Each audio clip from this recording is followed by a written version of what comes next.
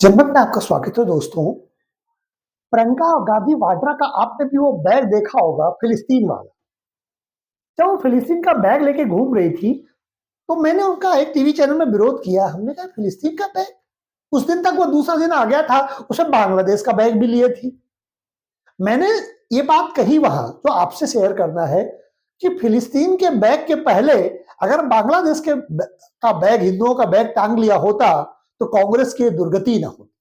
दोस्तों, बार बार मुझे media channel में कांग्रेस के प्रवक्ता कहते हैं कि भारत की विदेश नीति में फिलिस्तीन है। मैं कहता हूं, भारत की विदेश नीति में हिंदू नहीं है। बांग्लादेश कभी भारत ही ना था ना। भारत के हिंदुओं का जो कि एक टुकड़ा अलग हट गया, जिसको हमने स्वतंत्रता के बाद एक वादा किया था पाकिस्तान और वर्तमान में बांग्लादेश और पाकिस्तान दोनों के लिए कि वहां के हिंदुओं को कोई तकलीफ होगी तो भारत सदैव उनकी रक्षा करेगा। इस वादे का क्या हुआ? कांग्रेस पार्टी ने वादा किया था नेहरू लियाकत पैक्ट से।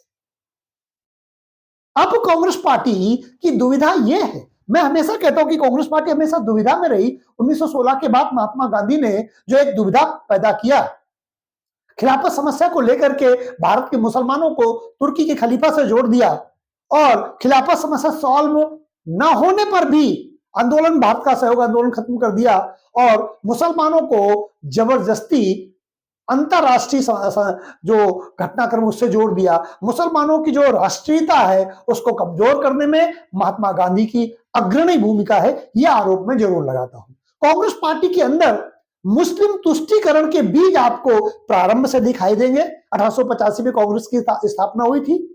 29 दिसंबर को एओ ह्यूम ने स्थापित किया था, डब्ल्यू सी बनर्जी के प्रथम अध्यक्ष थे।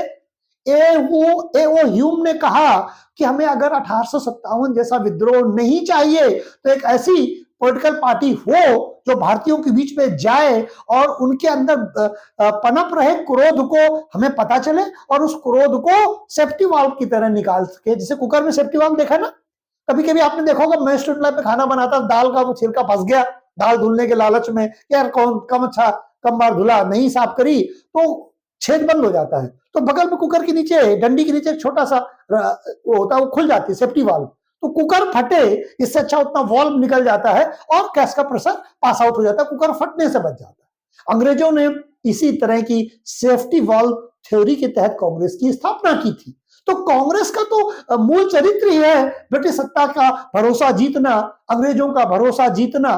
भारतीय राष्ट्रीय आंदोलन के लिए कांग्रेस कब स्थापित की गई थी? मैं तो कांग्रेस के स्थापना को लेकर प्रश्न उठाता हूं कि कांग्रेस भले ही बीच में बदल गई हो, उसने राष्ट्रीय आंदोलन का नेतृत्व किया हो, लेकिन कांग्रेस का बीज तो ब्रिटिश सत्ता का समर्थन ही था। ब्रिटिश सत्ता का समर्थन, ये बीज था कांग्रेस का। तो कांग्रेस पार्टी के अंदर वो जो बीज था, ब्रिटिश सत्ता का समर्थन करना, फिर गांधी के जी ने जो मुसलमानों के तुष्टीकरण की बात की और 1916 में जो लखनऊ पैक्ट हुआ था, उसके माध्यम से जब सेपरेट इलेक्टोरल प्रोसेस, पृथक निर्वाचन के सिद्धांत को कांग्रेस ने मान लिया था, वो कांग्रेस जो मुसलमानों के लिए अलग निर्वाचन हो, हिंदुओं के लिए अलग निर्वाचन हो, जो इस देश के बंटवारे का आधार बनता है, वो कांग्रेस कभी क्या हिंदुओं के लिए खड़ी होगी? जो हमेशा, जिसका इतिहास रहा है कि वो हिंदू जनमानस के खिलाफ, हिंदू विचारधारा के खिलाफ खड़ी होती रही। लेकिन दुविधा यह भी रही कि कांग्रेस मुसलमानों के साथ तो खड़ी होती रही, लेकिन मुसलमानों ने भी कांग्रेस को कभी अपनी पार्टी पूर्ण रूप से नहीं माना। अगर मुसलमानों ने कांग्रेस को अपनी पार्टी माना होता तो क्या 1947 का बंटवारा होता? भारत और पाकिस्तान दो राष्ट्र अलग बनते अगर मुसलमानों ने कांग्रेस को अपनी पार्टी माना। तो नहीं, कांग्रेस पार्टी को कहते हैं कि माया मिली न राम, ना वो हो मुसलमानों की पूरी तरह पार्टी बन पाई और हिंदुओं की पार्टी भी बहुत लंबे समय तक वो नहीं रह पाई। इसी का हमें चरमोत्कर्ष फिलिस्तीन के समर्थन में प्रियंका गांधी के ट्वीट्स दिखाई देते हैं। प्रियंका गांधी हिंदुओं के लिए कोई भी जानकारी में आज तक कोई ट्वीट नहीं है जो बांग्लादेश के हिंदुओं का शोषण हुआ, बांग्लादेश के हिंदुओं को अपमानित किया गया, बांग्लादेश के हिंदुओं का बलात्कार किया गया, वहां पर प्रियंका गांधी वाड्रा का कोई ट्वीट नहीं।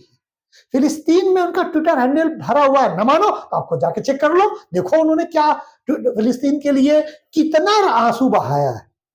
नहीं, ये घड़ियाली आंसू भी नहीं है, ये दिल से आंसू निकल रहे हैं प्रियंका गांधी वाड्रा के। तो आपको ये समझना होगा कि प्रियंका गांधी वाड्रा का ही धर्म क्या, मुझे नहीं पता, आपको दोस्तों पता हो तो बताना कि प्रियंका गांधी वाड्रा का क्या धर्म है।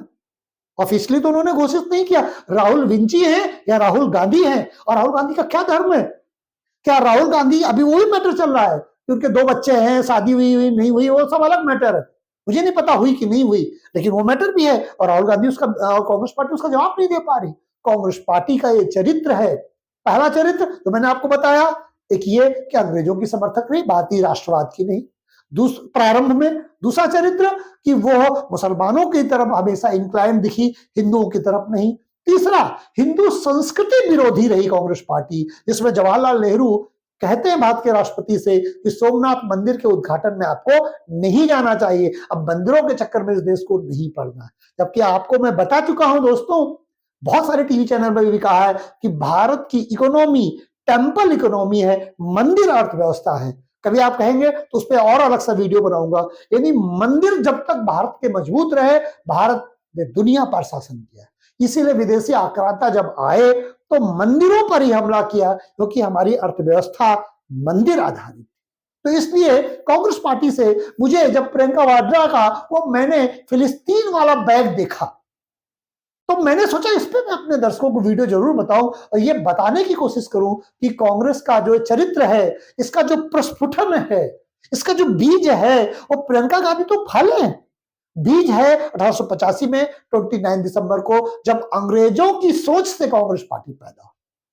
फिर वृक्ष बड़ा हुआ, उसमें जवाहरलाल नेहरू जैसे नेताओं के चिंतन का प्रभाव हमें दिखाई देता है, जो भारतीय मंदिर कल्चर के विरोध में है, जो भारतीय संस्कृति के विरोध में है। उसके बाद इंदिरा गांधी जैसे नेताओं का हमें उसमें चिंतन दिखाई देता है, और जो हिंदुत्व के अगेंस्ट आकर के दिखाई देती हैं, वो जो देश में आपातकाल लगाती है। फिर हमें राजीव गांधी का चिंतन दिखाई देता है, जो साहबानों के अगेंस्ट में खड़े होते हैं।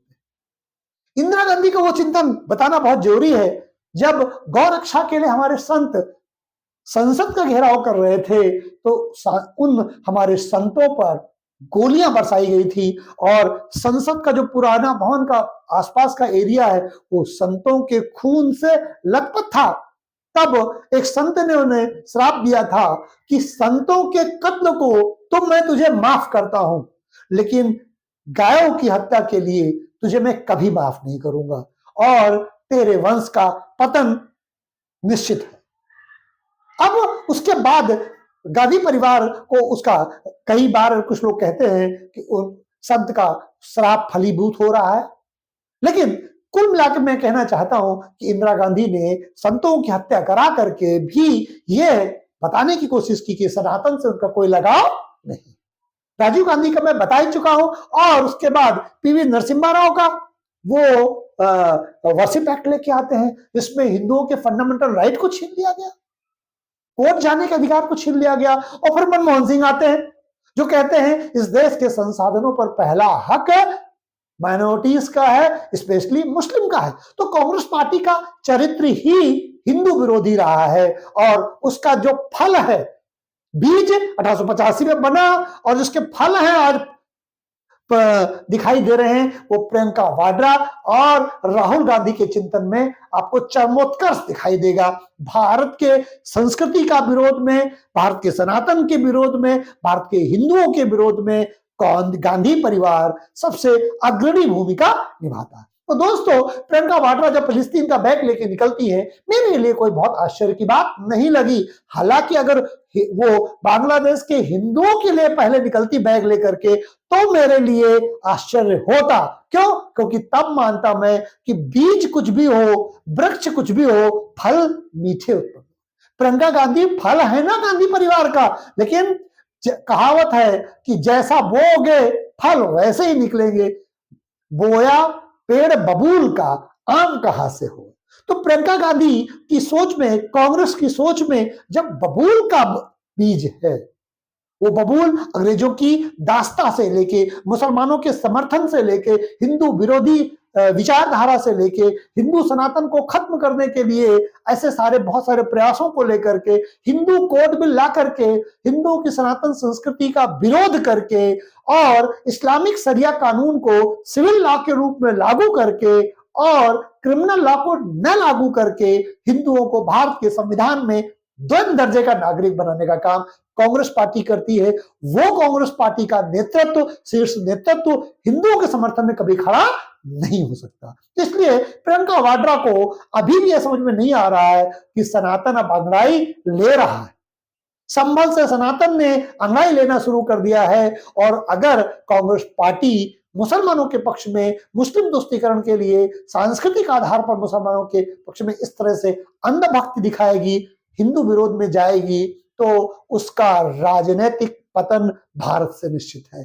कांग्रेस पार्टी फिर किताबों में ही पाई जाएगी, जैसे कम्युनिस्ट पार्टी अब लगभग किताबों में पहुंच गए हैं कि बुक में ही कम्युनिस्ट पार्टी को पढ़ा जाएगा। जिस दिन केरला से कम्युनिस्ट पार्टी के पैर उखड़ेंगे उसके बाद हम पढ़ा करेंगे एक थी कम्युनिस्ट पार्टी।